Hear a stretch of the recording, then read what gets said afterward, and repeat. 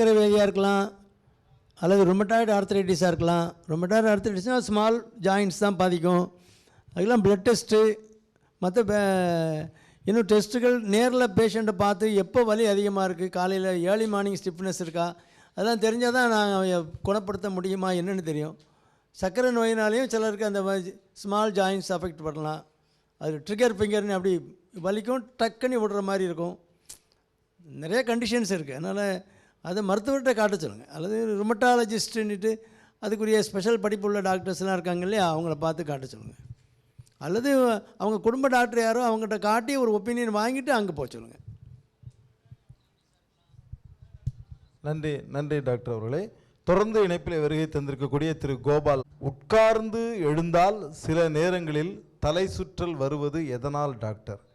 இதற்கு என்ன நிவாரணம் டாக்டர்?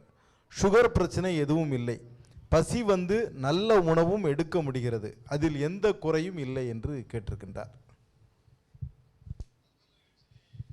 அது பாஸ்டுரல் ஹைப்போடென்ஷன். நீங்கள் வேறு ஏதாவது மாத்திரை சாப்பிட்றதுனாலையும் இருக்கலாம். சில மாத்திரை ப்ராஸ்டேட்டுக்குரிய மாத்திரைகள் வந்து அதோடைய சைடு எஃபெக்ட் வரும்.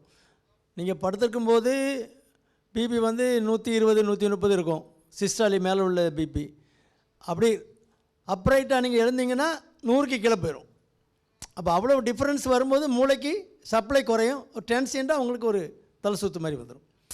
அந்த பிபி அந்த டிரான்சியன்ட் ஃபால் இருக்குல்ல, நீங்கள் அந்த ரெக்கம்பண்ட் பாஸர் நீங்கள் படுத்திருக்க பொசிஷன்லேருந்து நேராக நிற்கிற பொசிஷன் இருக்குல்ல, அந்த கிராவிடேஷனல் ஃபோர்ஸில் பிபி டவுன் ஆகும்.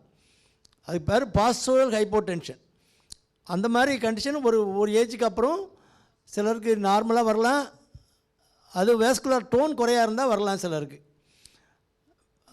அந்த நம்ம இரத்த குழாய்கள் வந்து கொஞ்சம் லூஸாக இருக்குதுன்னு வைங்களேன். நம்ம லூஸாக இருக்கிறதுனால இல்லை, இரத்த குழாய்கள் லூஸாக இருந்தால் அது எழுந்து நிற்கும்போது டபக்குன்னு கொஞ்சம் பிபி டவுன் ஆனால் வந்துடலாம்.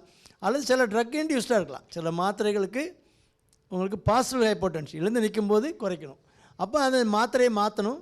அல்லது பிபி எழுந்து நிற்கும்போது பிபி ரொம்ப டவுன் ஆகுதுன்னு அந்த ரெண்டுக்கும் வித்தியாசத்தை கண்டுபிடிக்கணும். நின்றுக்கிட்டும் ஒரு பிபி பார்க்கணும், படுக்க வச்சு அதே நேரத்தில் ஒரு பிபி பார்க்கணும். ரெண்டுக்கும் ரொம்ப டிஃப்ரென்ஸ் இருக்குது அப்படின்னா மாத்திரை டோஸை குறைக்கணும், அல்லது மாத்திரையை வேறு மாற்ற வேண்டியிருக்கும்.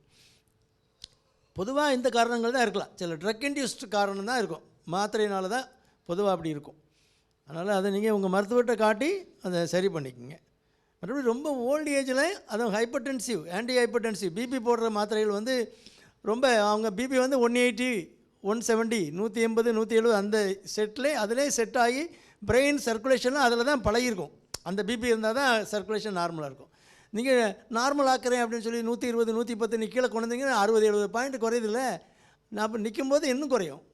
அதனால் அந்த மாதிரி ஒரு ஆப்டிமமாக வச்சுக்கணுமே தவிர ரொம்ப ஒன்றும் குறைச்சி நான் ரொம்ப ஸ்ட்ரிக்ட் கண்ட்ரோல் பண்ணுறேன் அப்படிலாம் சொல்ல முடியாது. நீங்கள் உங்கள் டாக்டரை கன்சல்ட் பண்ணுங்கள், அவங்க என்ன ரீசன் அப்படின்னு சொல்லுவாங்க. அது பாஸ்டுரல் ஹைப்போடென்ஷன் அதுக்கு பேர்.